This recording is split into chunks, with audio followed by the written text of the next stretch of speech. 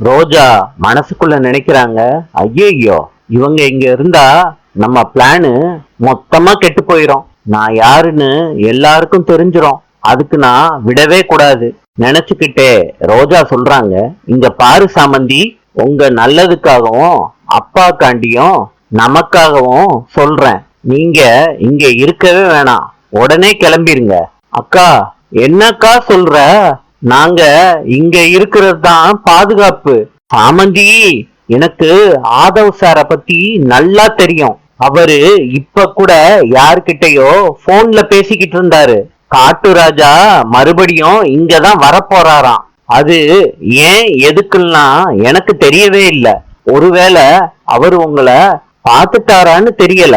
நீங்க அவன் கையில மாட்டினா எப்படியோ அப்பாவை கண்டுபிடிச்சிருவான். அதுக்கப்புறம் நம்ம அப்பா உயிருக்கும் ஆபத்து. ஐயோ, என்னக்கா இப்படிலாம் சொல்ற? சாமந்தி, நான் நெசத்தை தான் சொல்றேன். நீங்க இங்க இருந்தா அப்பாவும் மாட்டிப்பாரு. தயவு செய்து கிளம்பிருங்க. அக்கா, எங்கக்கா போறது? போக்கிடமே இல்லாமதான்க்கா இங்க வந்தோம். சாமந்தி, எங்கேயாவது போங்க, ஆனா இங்க மாத்திரம் இருக்காதீங்க. இருந்தா ரொம்ப பெரிய ஆபத்து. சரியா சாமந்தி?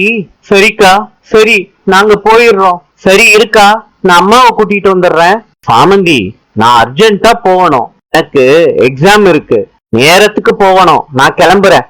என்னக்கா நீ அம்மாவை பார்க்காம போற? ரோஜா மனசுக்குள்ள நினைக்கிறாங்க, எல்லாரும் முன்னாடியும் அம்மா யாருன்னு தெரியாதுன்னு சொல்லிட்டு எப்படி அவங்க முகத்தை பாக்குறது? நாளை சந்திப்போம்.